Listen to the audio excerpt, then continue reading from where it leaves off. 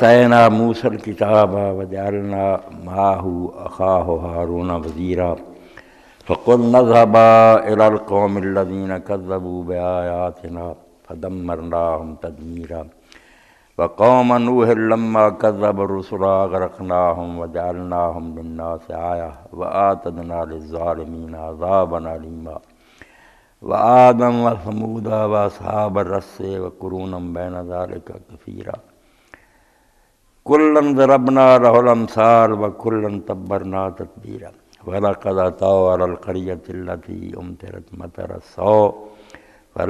أفلم يكونوا يرونها بل كانوا لا يرجون نشورا وإذا رأوك إن يتخذونك إلا هزوا وهذا الذي بعث الله رسولا إن كاد ليضلنا عن آلهتنا لولا أن صبرنا عليها وسوف يعلمون حين يرون العذاب من أضل سبيلا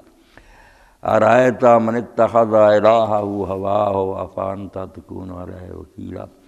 أم تحسب أن أكثرهم يسمعون ويعقلون إنهم إلا كالأنعام بل هم أضل سبيلا۔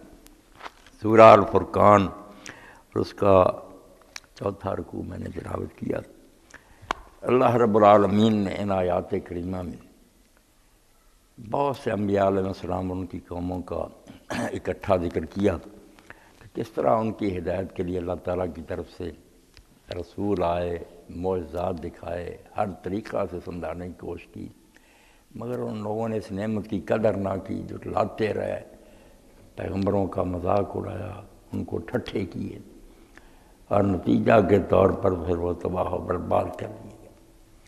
قرآن مجید میں یہ بہت ایک اہم موضوع ہے کہ جہاں بھی لوگوں کی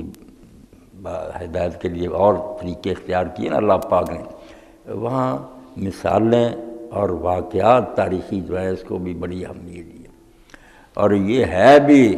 علم کا ایک بہت یقینی ذریعہ۔ آپ دیکھتے ہیں جتنے علوم مرتب ہوئے ہیں ان کی بنیاد تجربے پر ہے کہ بار بار جب ایک چیز آزمائی گئی اور دیکھا کہ اس کا یہ نتیجہ نکلتا تو اس سے پھر طب کا علم بن گیا، سائنس بن گئی، علوم سارے تجربے پر مبنی ہیں کہ بار بار دیکھا گیا کہ اس سے ایک ہی نتیجہ نکلتا۔ تو اللہ تعالیٰ بھی یہی بات سمجھاتے ہیں کہ جب پیغمبر کا انکار کرنے سے ہمیشہ یہی نتیجہ نکلا کہ وہ قوم نیست و نابود ہو گئی ہے، تو اس سے تمہیں پتہ نہیں چلتا کہ اس بل میں سانپ ہے، کیوں بار بار اس میں ہاتھ ڈالتے ہو؟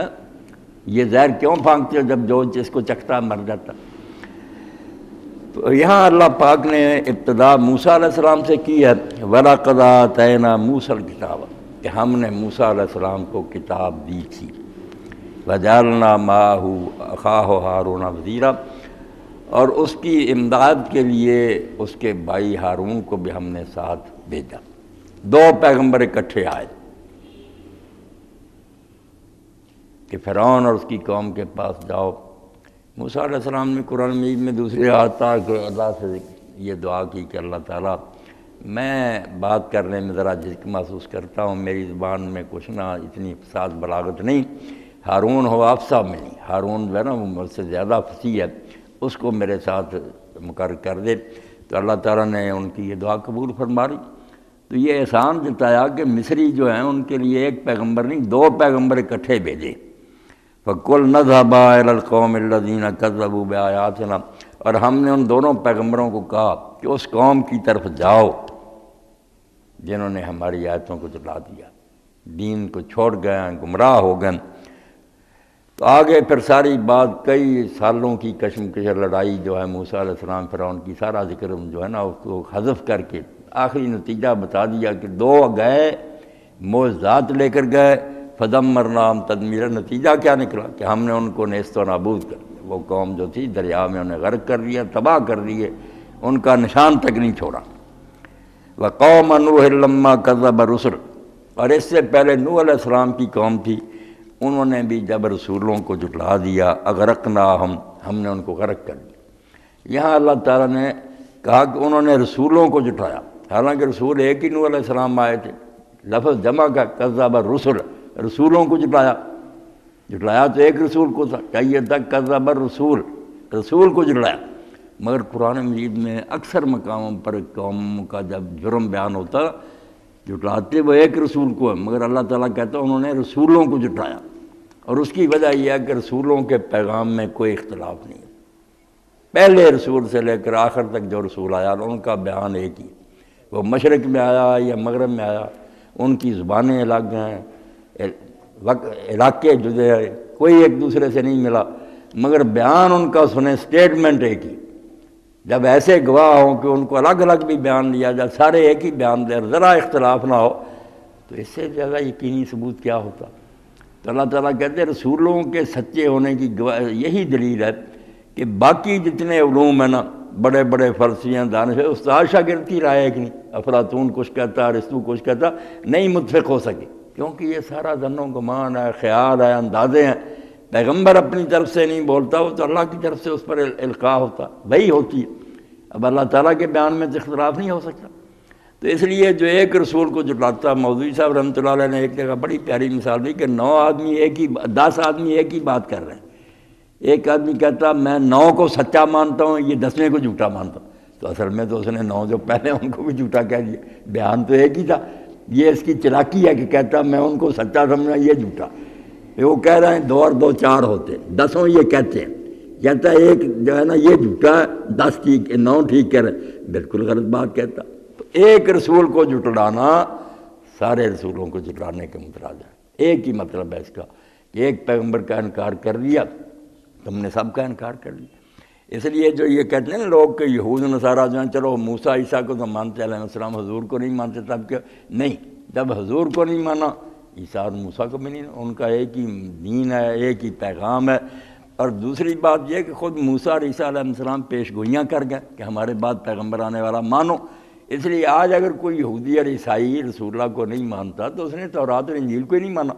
اپنے پیغمبر کا حکم ہی رد کر دیا، کوئی جنت کا مستحق نہیں۔ اسی لیے اللہ کے رسول اللہ علیہ السلام نے قسم اٹھا کر فرمایا ہے کہ اس اللہ کی قسم جس کے ہاتھ میں میری جان ہے، جس یہودی اور نصرانی نے سن لیا کہ میں مبعوث ہو گیا نہیں وہ کبھی جنت میں داخل نہیں ہو سکتا۔ تو اللہ تعالیٰ فرماتے ہیں کہ نوح علیہ السلام کی قوم کی طرف جب آئے حضرت نوح علیہ السلام تو ان لوگوں نے رسولوں کو جھٹلا دیا۔ اغرقناہم، تو ہم نے پھر ان کو غرق کر دیا۔ وجعلناہم للناس آیا، اور آنے والے لوگوں کے لیے ہم نے ان کو ایک نشان بنا دیا، عبرت کا نشان، کہ دیکھو جو لوگ اللہ تعالیٰ سے ٹکر لیتے ہیں، اس کے رسولوں کی مخالفت کرتے ہیں، انجام کیا ہوتا؟ ایسا طوفان کہ پہاڑ بھی غرق ہو گئے، چوٹیوں سے بھی اوپر پانی چلا گیا۔ اور یہاں امام ابن کثیر رحمۃ اللہ نے ایک بہت نا دل کو جلا دینے والا واقعہ لکھا کہ اگر کسی قوم پر اللہ رحم کرتا تو اس عورت پر رحم کرتا جو نوح علیہ السلام کی قوم میں تھی، کہ اس کا بچہ تھا چھوٹا، گود میں لیے، جب پانی چڑھنا شروع ہوا اس نے اس کو نہ لے کر پہاڑ پر چڑھنا شروع کیا، پانی چڑھتا گیا، اب وہ چوٹی پر چلی گئی، اس پہاڑ کی چوٹی بھی پانی کے نیچے آ گئی، تو اس ماں نے نا اپنی چھاتی کے ساتھ لگایا، پھر اس سے کندھے پر اٹھایا، پھر ہاتھوں پر اٹھایا کہ بچہ کسی طرح بچ جائے، غرق کر دیا۔ کہا جب بری قوم پر عذاب آتا ہے پھر اللہ تعالیٰ کوئی ترس نہیں کرتا، سب مریا میٹ ہو جاتے ہیں، آگے جا کر بچے جنت میں چلے جائیں، بے گناہ بخشے ہیں، مگر یہاں سب کا صفایا ہو جاتا، ختم کر دیا جاتا ہے۔ تو اللہ تعالیٰ فرماتے ہیں ہم نے اس کو پھر نا لوگوں کے لیے ایک نشان بنا دیا نا۔ اور کئی مدت تک تو قرآن مجید سے پتہ چلتا وہ کشتی بھی جودی پہاڑ پر ٹکی رہی، اور لوگ جا کر دیکھتے رہے کہ یہ ہے کہاں پہاڑ اور کہاں یہ کشتی پہنچی۔ اللہ کہتے ہیں نشان بنا دیا کہ دیکھ لو جو اللہ تعالیٰ کی مخالفت کرتے ہیں نا، دین سے ٹکر لیتے ہیں، انجام تو یہی ہوتا ہے نا۔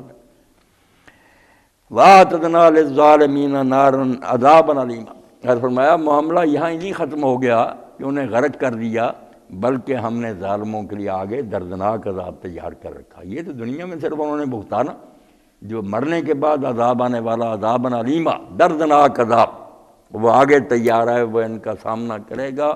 اور ان کا استقبال دردناک عذاب کرے گا۔ وَعَادًا وَثَمُودَ وَأَصْحَابَ الرَّسِّ وَقُرُونًا بَيْنَ ذَلِكَ كَثِيرًا، موسیٰ علیہ السلام اور نوح علیہ السلام کا ذکر کر کے نا پھر درمیان میں جو بہت قومیں ہوئی ان کا ذکر کیا کہ قوم عاد آئی، قوم سمود آئی، اصحاب الرس آئے کنویں والے، وقرون بین ذالک کثیرا، اور اسی طرح اور بہت سی نسلیں آئیں۔ وَكُلًّا ضَرَبْنَا لَهُ الْأَمْثَالَ، اور ان کو سمجھانے کے لیے ہم نے ہر طرح کی مثالیں دی، ان کو واقعات سنائے، پہلی امتوں کے حشر سنائے،